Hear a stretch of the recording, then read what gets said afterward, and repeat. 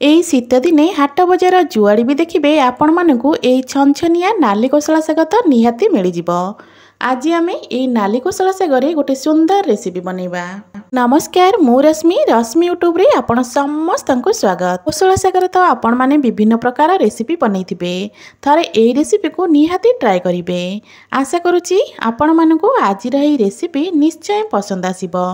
Video को संपूर्ण देखिबा पे अनुरोध। एबे चलंतु स्टार्ट करिबा आजिर रेसिपी। आजिर एई रेसिपी बनिबा पे प्रथमे गैस उपरे गोटे कड़ाई बसै निथिली। एबे सेथिरे हाफ चामच रु कम देथिली तेल। तेल एठी आपण माने बहुत कम नेबे। अल्प टिके तेल देई प्रथमे आमे काटी रखिथिबा सारू को दबा। सारू को एठी आमे हल्का टिके भाजी नबा। सांग माने आजिर एई रेसिपी वीडियो को आपण माने को जगारु देखुचंती कमेंट करी निश्चय जणैबे, जहा फल कि मु मध्य आपण मानकु धन्यवाद दे परिबी। सारू को पाखापाखी 1 ରୁ 2 मिनिट भाजी सारला परे एबे चलंतु आमे अन्य परिबा सब एथरे ऐड करिबा। जेमिति कि एठी मु नेथिली मूला आउ आलू। सारू सहित एबे आमे मूला आलू को देकी भाजी नबा। गैस र फ्लेम को एठी मु हाई रखिथिली। हाई फ्लेम रे परिबा पत्र को 1-2 मिनिट भाजी सारला परे एबे एथरे आमे ऐड करिबा काटी रखिथिबा कखारू। तो एठी आपण माने देखि परथिबे सब जाक परिबार साइज मु टिके बड़ बड़ खंड रे काटिथिली। एमिति बड़ बड़ खंड करी परिबा काटिबे, तरकारी देखिबा पई तो भल लागि थाए, ता सहित खाइबा पई मध्य बढ़िया लागि थाए।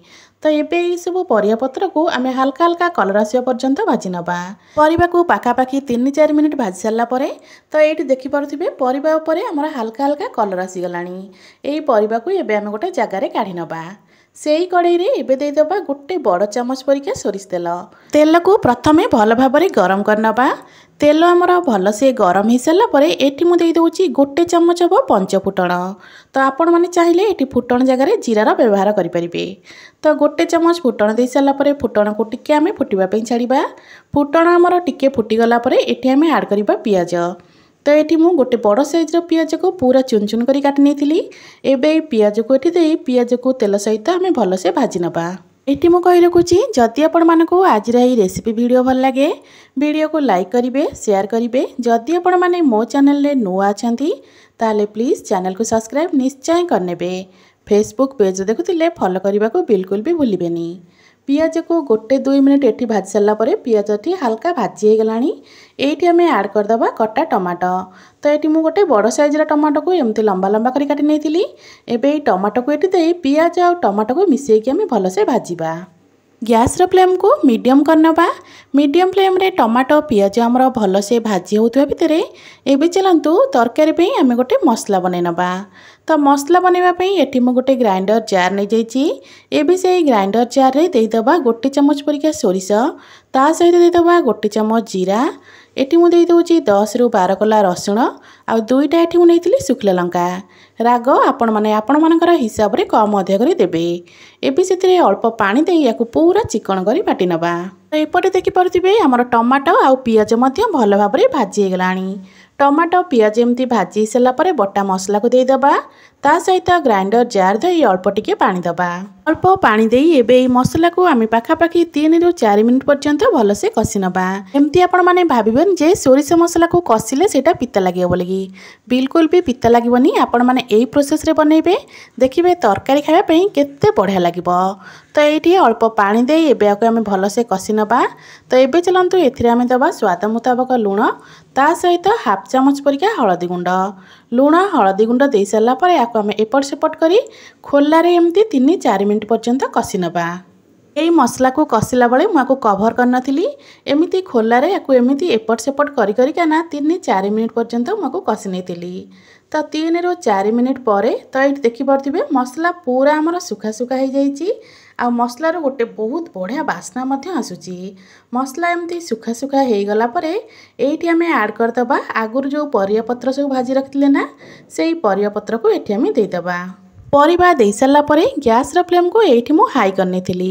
हाई फ्लेम रे एबे आमे मसला सहित परिबा को 1 ରୁ 2 मिनिट पर्यंत कसी नबा। आको बेसी समय कसिबा किछि भी दरकार नहीं। 1 ରୁ 2 मिनिट एपट सेपट करी टिके कसी नेबे। 1-2 मिनिट आको एमती कसी सारला परे एबे एथिरे आमे दरकार मुताबिक पानी दबा। ଆଜିର ଏହି ତରକାରୀ ଟିକେ ଲଟପଟିଆ ରହିଲେ ଖାଇବାକୁ ବେଶ ଭଲ ଲାଗିଥାଏ। ସେଥିପାଇଁ ଏଠି ମୁଁ ଗୋଟେ ଗ୍ଲାସ୍ ହେବ ପାଣି ଦେଇଥିଲି। ତରକାରୀରେ ପାଣି ଦେଇ ସାରିଲା ପରେ ଗ୍ୟାସ୍ର ଫ୍ଲେମ୍କୁ ଆମେ ଏମିତି ହିଁ ହାଇ ରଖିଥିବା ଆଉ ତରକାରୀକୁ ଭଲସେ ଗୋଟେ ଫୁଟା ଆସିବା ପର୍ଯ୍ୟନ୍ତ ଛାଡ଼ିବା। ତ ଏଇଠି ଆକୁ ମୁଁ ଭଲ ଭାବରେ ଗୋଳେଇ ନେଉଛି। ଗୋଳେଇ ସାରିଲା ପରେ ଆକୁ କଭର କରିକି ଆମେ ଛାଡ଼ିଦେବା ତରକାରୀ ଯେମିତି ଭଲ ଭାବରେ ଫୁଟିଯିବ। ତ 2-4 ମିନିଟ୍ ପରେ ଏଇଠି ଦେଖିପାରୁଥିବେ ତରକାରୀ ଆମର ଫୁଟିବାକୁ ଲାଗିଲାଣି। ତରକାରୀ ଏଠି ଏମିତି ଫୁଟିଗଲା ପରେ ଏଇଠି ଆମେ ଦେଇଦେବା କାଟି ରଖିଥିବା ବାଇଗଣ। ମନେ ରଖିଥିବେ ତରକାରୀ ଏମିତି ଫୁଟିଲା ପରେ ଆପଣମାନେ ବାଇଗଣକୁ ଆଡ଼୍ କରିବେ। ତ ବାଇଗଣକୁ ଦେଇ ସାରିଲା ପରେ ଆକୁ ଆମେ ଟିକେ ଗୋଳେଇ ନେବା। ଗୋଳେଇ ସାରିଲା ପରେ ଏବେ ଗ୍ୟାସ୍ର ଫ୍ଲେମ୍କୁ ବିଲକୁଲ ଲୋ କରିନେବା। ଲୋ ଫ୍ଲେମ୍ରେ ପରିବାପତ୍ର ସବୁ ଭଲ ଭାବରେ ସିଝିବା ପର୍ଯ୍ୟନ୍ତ ଆକୁ ଆମେ ଛାଡ଼ିନେବା। ପାଖାପାଖି 7ରୁ 8 ମିନିଟ୍ ପର୍ଯ୍ୟନ୍ତ 7-8 ମିନିଟ୍ରେ ପରିବାପତ୍ର ସବୁ ଭଲ ଭାବରେ ସିଝିଯିବ। ସେହି ସମୟ ଭିତରେ ଏଠି ମୁଁ ନେଇଯାଇଛି ଗୋଟେ ବିଡ଼ା ହେବ ନାଲି କୋଶଳା ଶାଗ। ଶାଗକୁ ପ୍ରଥମେ ବଛାବଛି କରିସାରିଲା ପରେ ତାକୁ ଭଲସେ ଧୁଆଧୁଇ କରି ନେଇଥିଲି। ଏବେ ଏହି ଶାଗକୁ ଆମେ ପୁରା ଚୁନ ଚୁନ କରି କାଟି ନେବା। ଆପଣମାନେ ତ ନାଲି କୋଶଳା ଶାଗରେ ବହୁତ ପ୍ରକାର ରେସିପି ବନେଇଥିବେ। ଥରେ ଏହି ରେସିପିକୁ ନିହାତି ଟ୍ରାଏ କରିବେ। ତ ଏଇଠି ସବୁଯାକ ଶାଗକୁ ମୁଁ ପୁରା ଚୁନ ଚୁନ କରି କାଟି ନେଇଛି। ଏପଟେ ଆମ ତରକାରୀ ଚାଲନ୍ତୁ ଦେଖି ନେବା। ତରକାରୀ ସିଝିବାର ପାଖାପାଖି 7-8 ମିନିଟ୍ ମୋର ହେଇଗଲାଣି। ଏବେ ଚାଲନ୍ତୁ ଚେକ୍ କରିନେବା ସାରୁ ଆଉ ଆଳୁ ଆମର ଭଲସେ ସିଝିଛି କି ନାହିଁ। ତ ଏଇଠି ଦେଖିପାରୁଥିବେ ସାରୁ ଆଳୁ ପୁରା ଭଲ ଭାବରେ ସିଝି ଯାଇଛି। ସାରୁ ଆଳୁ ଏମିତି ଭଲ ଭାବରେ ସିଝିଗଲା ପରେ କାଟି ରଖିଥିବା ଶାଗକୁ ଏଠି ଆମେ ଦେଇଦେବା। ଶାଗକୁ ଦେଇକି ଆକୁ ଏମିତି ଭଲସେ ଟିକେ ମିଶାଇଦେବା। ଗ୍ୟାସ୍ର ଫ୍ଲେମ୍କୁ ସେମିତି ହିଁ ହାଇ ରଖିଥିବେ। ହାଇ ଫ୍ଲେମ୍ରେ ଏବେ ଆକୁ ଆମେ କଭର କରିକି 2ରୁ 3 ମିନିଟ୍ ପର୍ଯ୍ୟନ୍ତ ଛାଡ଼ିବା। ଆକୁ ଆଉ ବେଶୀ ସମୟ ସିଝାଇବା ଦରକାର ନାହିଁ। ମାତ୍ର 2-3 ମିନିଟ୍ ପର୍ଯ୍ୟନ୍ତ ଆକୁ ମୁଁ କଭର କରି ନେଉଛି। 2-3 ମିନିଟ୍ରେ ଶାଗ ଭଲ ଭାବରେ ସିଝିଯିବ। ତା ସହିତ ତରକାରୀର ଝୋଳ ମଧ୍ୟ ଟିକେ କମିଯାଇଥିବ। ତ 2ରୁ 3 ମିନିଟ୍ ପରେ ଏଇଠି ମୁଁ କଭର କାଢ଼ି ଦେଇଛି। ତ ଏଇଠି ଦେଖିପାରୁଥିବେ ଆଗରୁ ଯେତିକି ଝୋଳ ଥିଲା ଝୋଳର ପରିମାଣ ବହୁତ କମିଯାଇଛି। ଏବେ ଏଇଠି ଆମେ କଟା ଧନିଆ ପତ୍ର ଅଳ୍ପ ଦେଇଦେବା। ଏଇଟା ବିଲକୁଲ ଅପସନାଲ୍ ଅଛି। ଆପଣମାନେ ଚାହିଁଲେ ଆକୁ ସ୍କିପ୍ ମଧ୍ୟ କରିପାରିବେ। କଟା ଧନିଆ ପତ୍ର ଦେଇକି ଆକୁ ଟିକେ ଗୋଳେଇ ସାରିଲା ପରେ ଏଇଠି ଆମର ରେଡ଼ି ହୋଇଗଲା କୋଶଳା ଶାଗର ଗୋଟେ ଜବରଦସ୍ତ ତରକାରୀ। ଗରମା ଗରମ ଭାତ ସହିତ ଖାଇବା ପାଇଁ ଏଇଟା ବହୁତ ହିଁ ବଢ଼ିଆ ଲାଗିଥାଏ। ଆଶା କରୁଛି ଆପଣମାନଙ୍କୁ ଆଜିର ଏହି ନାଲି କୋଶଳାର ରେସିପି ନିଶ୍ଚୟ ପସନ୍ଦ ଆସିଥିବ।